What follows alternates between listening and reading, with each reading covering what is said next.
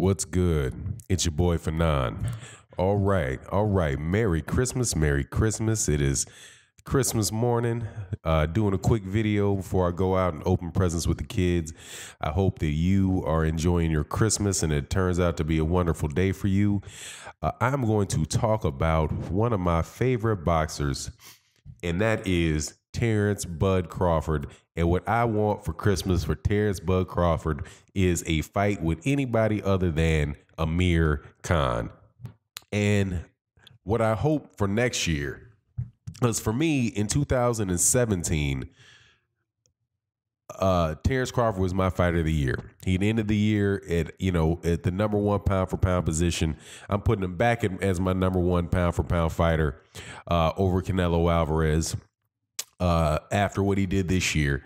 I know there was a lot of back and forth about, who would win between he and Errol Spence Jr. and, whether or not he fought a guy with one leg or not. But, after having listened to a video commentary, it was actually on World Breaker Fighting's channel last night. It was a very, very good, if you're not subscribed to World Breaker, subscribe to World Breaker. But he had Lou Duvall on the show. And Lou Duvall started talking about Terence Crawford, man. And I was like, he was just so excited about the skill set in Terence Crawford that I went back and I looked at some tape on him. And I was like, man, this dude can pretty much do everything, man. So just in watching Terence Crawford again, it really just made me feel like, God, dog, I got to get this dude. I got to give him his justice, man. This pound for pound, as far as like the most skilled dude that has the most, can give you the most looks and all that, man.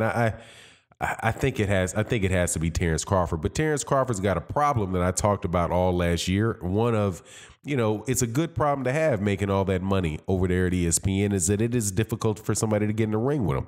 So Bob Arum has offered Amir Khan $5 million guaranteed to fight Terence Crawford. And there's an article came out by, our favorite Radio Raheem. I know most of my listeners love Radio Raheem. But quoting Bob Arum, essentially saying that Amir Khan is not an easy fight for Terence Crawford. And this is what he says. He said, I've talked to Amir Khan. He seems interested in the fight. We'll have to see. I think it would make for a very interesting fight. I think Khan feels that he can give Crawford a real fight. We'll have to see, but it's not a done deal yet. Crawford is not a big welterweight. He's a small welterweight. Khan is much bigger physically. Do I think Crawford beats Amir Khan? Yes, I think he beats him, but it's not an easy fight. Khan is a very, very slick, good boxer, and he showed that with Canelo, but Canelo was too big for him and it ended up knocking him out. Crawford looked bigger. This now Khan talking about it says, Crawford looked bigger to me because he's got a world title and he's one of the pound for pound best. So that would have been a massive fight. But on top of that was Kell Brook's performance. I'll be going into this fight now favored to win and probably knocking him out. I won't get much credit for it, though.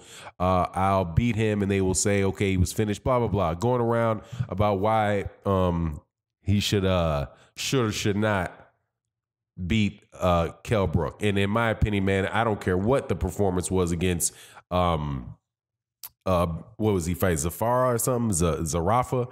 Man, please. Amir Khan's gonna lose to Kell Brook. But that's the fight that Amir Khan should take. And before I do this, man, I'm sorry. Now I'm gonna go into this about the Terence Crawford thing. But before I do that, I'm a little late on my request on this invitation to subscribe. If you're not subscribed, please subscribe to the channel. And if not, and also hit the bell icon so that you can get notified of the live streams we do in the morning. We're even going to do one on Christmas. We keep on grinding, man. We grind. So anyway, this is my thing, man. All right. I couldn't care less about Amir Khan. I don't think Amir Khan is a difficult fight for Terence Crawford. I think that it might have some interesting rounds if he tries to, play around. But the last few fights that Terence Crawford was in, with Jeff Horn and with Jose Benavidez, they were interesting for the first couple rounds until Terence Crawford, figures you out and then winds up breaking you down, breaking you apart, and then in the fight, man. That's what's going to happen with Terence Crawford and Amir Khan. We already know what Amir Khan's weakness is. There's already a game plan for Amir Khan, which is to get to that chin. And I think that Terence Crawford, is being one of the most intelligent boxers in boxing, is going to get to that, right? And it's just not now the pay-per-view aspect of it. That's something that I'm really happy for with Terence Crawford, because Bob Arum is saying, this will be on ESPN pay-per-view, right? I haven't seen an ESPN pay-per-view in a long time, but he says they've got the I know they had the mechanism. I'm sure they can find a way to do a pay-per-view. So, it's an opportunity for Terence Crawford to make a good amount of money. And it also could open up a scenario where if ESPN has a pay-per-view option that some of the other fighters in the PBC or non-top rank affiliated fighters would be able to fight him. But look, it's not going to, this is the welterweight division. I want to see an undisputed champion in the welterweight division. And as of right now, for 2019, I don't know if there's any foreseeable unification fights next year. And definitely not one for the WBO belt. So I think that I've got to, trying to be a proponent for the unification of for there being an undisputed champion in welterweight. I think it's only right to start putting pressure on some PBC fighters to try to make a fight with Terence Crawford. Now, Errol Spence, Terence Crawford is fine. Terence Crawford versus Sean Porter is fine. Terence Crawford versus Keith Thurman is fine. Any of those type of fights, or any combination of the Errol Spence, Sean Porter, or Errol Spence, Keith Thurman, Sean Porter, right? Any of those combinations, I'm fine for in the year of 2019. But I think that it's going to take a fighter from the PBC crossing over to get to Terence Crawford over there for that fight to happen. I just have a hard time believing Bob Arum. But that's what we need to see in order to see Terence Crawford be able to live up to Terence Crawford's potential in the welterweight division. And, I don't know how that is going to happen if Terence Crawford if somebody in the PBC does not go to Terence Crawford, right? For the sake of making that fight. The other option is, of course, that it just doesn't get unified, man. And we just have a whole year of fights for Terence Crawford that nobody, other than seeing Terence Crawford fight, just doesn't mean anything. It just doesn't show, it won't show anything. I would, especially like the Amir Khan situation. I mean, that to me that's a worse fight than Igis Kavanaughs or what is it? The other Russian guy, the other Russian welterweight that Top Rank has. What is it? Busputin. I think it's Alexander Busputin.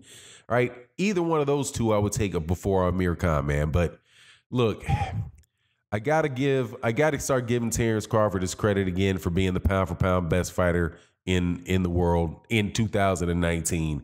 I was looking for something out of the Canelo Alvarez fight, and I'm gonna be honest, because everybody that is familiar with this channel knows I'm a big Canelo Alvarez fan, and I love watching Canelo Alvarez fight. But when I said that he was number one pound for pound, man, I'm obviously overlooking the fact that the guy tested positive for a performance enhancing drug. And that's just, and then he skipped up to 168 and fought a guy that, didn't even belong in the ring with him. I'm hoping that Canelo can overcome the objections of the political situation with DAZN and the PBC, or DAZN and ESPN, wherever it is that Gennady Golovkin winds up, and fights these other guys, Charlo included. But until then, man, I gotta shift Terence Crawford back to the top of the heap. But I'm really hoping that somebody at welterweight another champion will clear the plate and try to go get that WBO belt out of Terence Crawford. The one that I think, and I don't think necessarily that Terence Crawford is going to have an easy time with. I don't think Terence Crawford is going to have an easy time with any of the other champions. The Errol Spence thing is obvious. That, you know, because that's the guy that I think will beat all the other welterweights is Errol Spence. But we'll see after the Mikey Garcia fight how he looks with Mikey Garcia. I think that's going to be a little better fight than a lot of people think. And there's some risk in that fight for Errol Spence. And the perception of the risk comes more so, right on the heels of this Jermell Charlo Tony Harrison fight, right? Where I didn't expect Tony Harrison to be able to compete with Jermell Charlo, but boom, there you go. Big surprise, it happens. But the fight that I would like to see the most probably for Terence Crawford out of the gate, if it's not the Errol Spence, is Terence Crawford versus Sean Porter. I think Keith Thurman is a little bit too far off. And he's going to need at least a couple tune-ups. Was he fighting Josecito Lopez? I think that's next month. It's going to take him 1 or 2 fights to get back. And I think that's reasonable for somebody that's been out of the ring that long. But anyway, hopefully we'll see it. Not interested in this Amir Khan whatsoever. And Amir Khan need to go fight Kell Brook and just get it over with. God dog, man. It's like, dude, all right, man. It's the middle of April. You don't want to go to the accountant to pay your taxes, dog. But you got to do it. So just go on ahead, get it done, and lose to Kell Brook, because I don't think the dude's going to beat Kell Brook. I think he'll use, if anything, he's using this, the lackluster performance from Brook in his last fight as an excuse. But anyway, it is what it is. Merry Christmas, and with that, I'm out. Peace.